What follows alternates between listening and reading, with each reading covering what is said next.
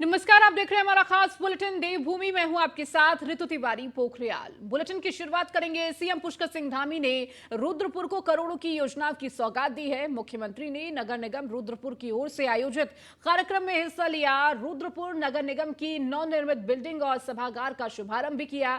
इसके अलावा 15 करोड़ की लागत से तैयार उत्तराखंड के पहले कंप्रेस्ड बायोगैस प्लांट का लोकार्पण भी किया। इसके अलावा उन्होंने मुख्यालय की 2 सड़कों का शुभारंभ भी किया। सीएम धामी ने कहा कि प्रधानमंत्री नरेंद्र मोदी के नेतृत्व में स्वच्छ भारत अभियान शुरू किया गया था, जिसके अंतर्गत शहरों को कूड़े के ढेरों से मुक्ति दिलाना और उन्हें ग्रीन जोन में बदलना लक्ष्य था। उन्होंने कहा कि जिन वस्तुओं को हम बेकार समझकर फेंक देते हैं, उन वस्तुओं को दोबारा इस्तेमाल करने का प्रयास करना चाहिए। उन्होंने लोगों से अपने अपने घरों के कूड़े का निस्तारण अपने स्तर पर करने की अपील की है।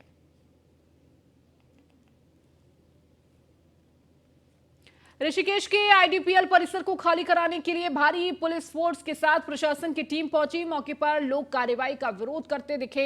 परिसर में भवनों को तोड़ने की कार्रवाई रविवार की सुबह शुरू कर दी गई। भारी विरोध को देखते हुए पुलिस और वन विभाग की ओर से बड़ी संख्या में फोर्स मौके पर तैनात किया गया। ऑफिस कॉलोनी से भवनों को तोड़ने का कार्य शुरू किया गया। कार्रवाई के खिलाफ स्थानीय नागरिकों ने हरिद्वार मुख्य मार्ग पर जाम लगा दिया। प्रशासन की ओर से इस मार्ग पर ट्रैफिक को और श्यामपुर बाईपास रोड पर डाइवर्ट किया गया। आईडीपीएल की आवासीय कॉलोनी को खाली होने से बचाने के लिए पूर्व कैबिनेट मंत्री और कांग्रेस नेता हरक सिंह रावत ने भी कोशिश शुरू कर दी। हरक सिंह रावत आईडीपीएल में चल रहे धरने के बीच पहुंचे और कहा के साथ कंधे से कंधा मिलाकर खड़ी है। सरकार यदि जबरदस्ती कॉलोनी को खाली कराने का प्रयास करेगी तो इसका पूरा विरोध किया जाएगा। हरक सिंह रावत ने कहा कि सरकार अन्याय कर रही है। बरसात का समय है, ऐसे में पिछले 4 दशक से कॉलोनी में रहने वाले लोगों को बलपूर्वक हटाने का जो षड्यंत्र सरकार ने रचा है, उसका कांग्रेस विरोध करती है। उन्होंने मुख्यमंत्री पुष्कर सिंह धामी से आईडीपीएल के लोगों को पुनर्वास करने के बाद कॉलोनी खाली कराने की मांग की है। उत्तराखंड में इन दिनों कांग्रेस के कुछ नेताओं की जल्द बीजेपी में जाने की अफवाहें बहुत गर्म हो रही है। यहां तक कि कहा जा रहा था कि प्रीतम सिंह कई नेताओं के साथ बीजेपी का दामन थाम सकते हैं, साथ में कुछ विधायक भी। लेकिन प्रीतम सिंह ने इन तमाम बातों पर अफवाह करार देते हुए साफ कहा है कि कुछ लोगों का अफवाह फैलाने का काम है। इसी में ही मजा आता है। तो इस तरह की बातें करते रहते हैं, उसको चलाने का काम करते हैं। मैं तो आपके सामने हूँ और मेरे घर में जो है मेरी माता जी का देहांत हुआ और आज मैं पहली बार जो है प्रेस से मुखातिब हो रहा हूँ। जो कहते हैं उनको कहने दीजिए, उनको कहने से क्या असर होता है। ये बात तो राहुल गांधी तक के सामने नहीं, मैंने कहा राष्ट्रीय नेतृत्व के समक्ष कि भाई मेरे को कहा जा रहा है कि मैं जो हूँ बीजेपी में जा रहा हूँ, तो उसमें राहुल जी ने स्पष्ट तौर पर कहा कि मुझे पता है कि प्रीतम सिंह नहीं जाते।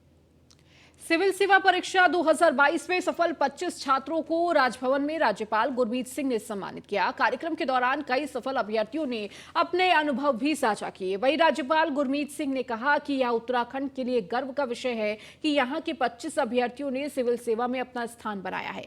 इसके साथ ही राज्यपाल ने यह भी कहा कि आगामी वर्षों में उत्तराखंड का परचम पूरे भारतवर्ष में होना चाहिए, जिसके लिए कम से कम सफल अभ्यर्थियों की संख्या 108 के ऊपर हो और खास तौर पर उत्तराखंड की जो कि सभी दिशाओं में उत्तराखंड को गौरवान्वित कर रही हैं। राज्यपाल गुरमीत सिंह ने संकल्प संस्था, जो कि अभी तक 8000 से ऊपर आईएएस तैयार कर चुकी है, को निमंत्रण दिया कि वह उत्तराखंड में एक शाखा खोले ताकि उत्तराखंड के अभ्यर्थी उसका लाभ ले सके।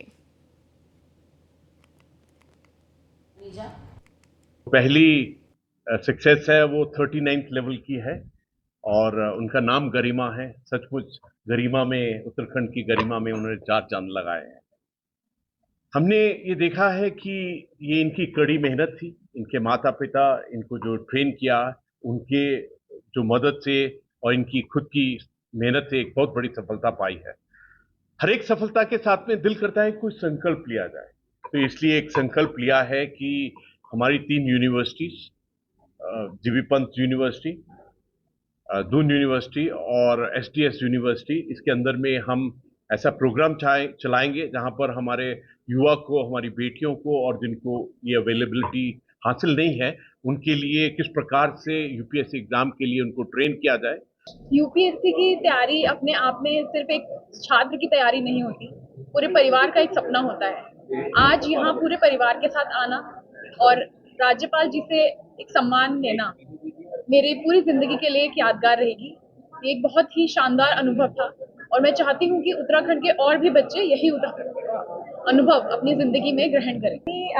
किसी की लंबी होती है और किसी की छोटी, तो मैं यही एक संदेश देना चाहूँगी, जो चैलेंजेस होते हैं इस जर्नी में, जैसे कि सिलेबस कंप्लीशन, हमें मोटिवेटेड रहना होता है, हमें पॉजिटिव रहना होता है, तो इन सब को फोकस करें, डिटर्मिन्ड रहें। पहली वहीं अंकित चौहान हत्याकांड में पुलिस ने प्रेमिका डॉली उर्फ माही और उसके प्रेमी को गिरफ्तार कर लिया है। हत्याकांड के बाद 4 लोग फरार चल रहे हैं, जबकि पुलिस सपेरे को गिरफ्तार कर चुकी है। अब अंकित हत्याकांड की मास्टरमाइंड माही और उसके प्रेमी को गिरफ्तार कर लिया गया है। आपको बता दें कि माही उर्फ डॉली ने अंकित चौहान की हत्या सांप से कटवा कर की थी, जो कि प्रदेश की ऐसी पहली घटना थी। रविवार को आईजी नीलेश आनंद भरड़े और एसएसपी पंकज भट्ट ने संयुक्त रूप से इस वारदात का खुलासा किया।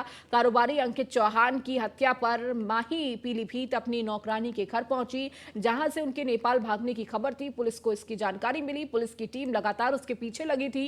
पीलीभीत के बाद वह दिल्ली बस से गए थे। पुलिस पूछताछ में माही ने बताया कि वह बरेली से दिल्ली भागे थे, जहां वह कई महंगे होटल्स में रुके। इसके बाद वहां से कोर्ट में सरेंडर होने के लिए हल्द्वानी आ रहे थे, तभी पुलिस ने उन्हें गिरफ्तार कर लिया। माही ने बताया कि अंकित को बियर पीने के लिए बुलाया था, जिसके बाद अंकित घर पहुंचा तो वह भीगा हुआ था। बारिश में भीगने से वह माही के बेड पर कंबल ओढ़कर लेट गया, तभी चारों ने उसे दबा दिया और सपेरे ने सांप से उसकी जीन्स ऊपर कर कटवा दिया। इसके बाद अंकित तड़पता रहा। इस बीच